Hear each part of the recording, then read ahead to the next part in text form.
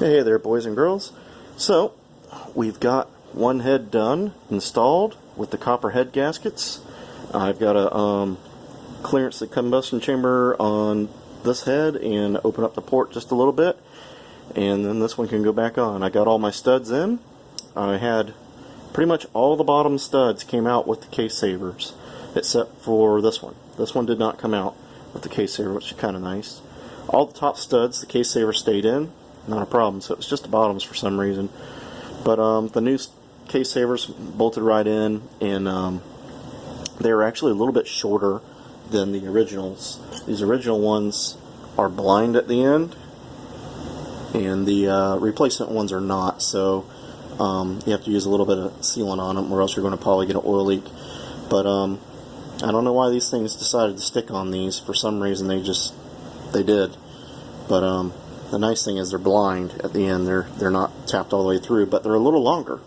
So that kind of worked out in my favor, having the other ones here, because it didn't go all the way as deep in. It's not much, you know, it's only like maybe a millimeter or two.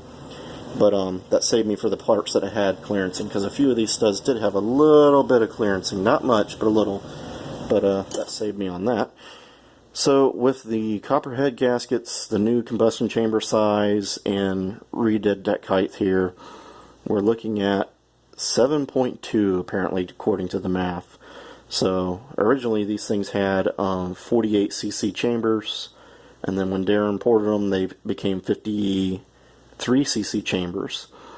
And right before I put the motor together, I decided to put a 60 thousandths head gasket. So the thing, if I would have put them on just as they were, would have had like a 9.9 to 1 compression, and then with the opened up chambers, it was still in the 9 something range. I can't remember, it was like 9.0, and then with the other deck height and all that, it was like 8 point something. Can't remember exactly, but now we're down in the lower 7s with all that added up. So has really tall deck though, unfortunately, but it's been running pretty good with tall deck. So anyways, that's what's going on there. We got to do a little head work there, and we can button this side together. I do have my deflector tins in there. Don't ever forget those when you're doing it. A cylinder swap or anything. The next thing is going to be the oil pump. Got to replace the cover with the full flow filter cover set up there, not the filter pump. And then I got to change that breather out, of course. And I don't think there's much else. I did get some corrugated tubing for my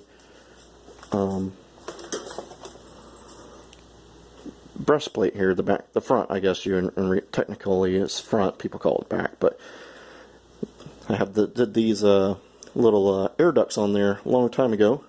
It's a Gene Berg idea, and yes, it is hard to fit on a dual port because of the way the shroud is and all that, and for the exhaust will hit it. But those have been open, so they've been getting hot air, and what we're going to do is use those corrugated tubings to bring them down up to the torsion bar area and hopefully suck in some cold air in there. So that, and I ordered some header wrap so I can wrap the header. I'm going to try that out, some cheap stuff. We'll see how well that works. I'm debating wrapping the J-tubes, because from my understanding, if they get oil on them, they will catch fire, is what I've read about it. And I've seen a video of some motorcycle engine that they were doing on a crazy dyno test, and it dripped a little oil on one of them and it burst into flames. So probably won't do the J-tubes because I don't want my car bursting into flames, but I do want the under hood temperatures as low as I can get. So I'll probably do the up pipe and the collector and the header up at this stage right there, because that doesn't get any oil on it, but the J-tubes may not get done. And what else? That's about it for right now.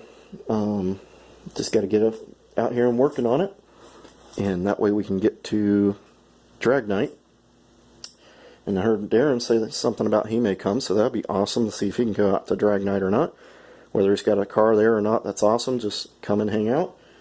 And then I know VW Darren's got a brand new video out showing a car he got for his daughter. He got an amazing deal on it, so go check that out.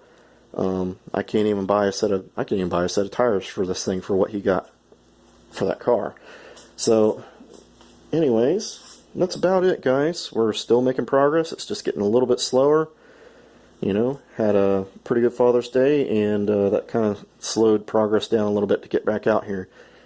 But anyways, on that note, if you're new to the channel, please like and subscribe and share. And don't forget to get out there and work on your projects. Let's get out there and help our friends, and let's get these old cars going again. That way they can be enjoyed and not sitting on jack stands like this. So I'll see you guys later.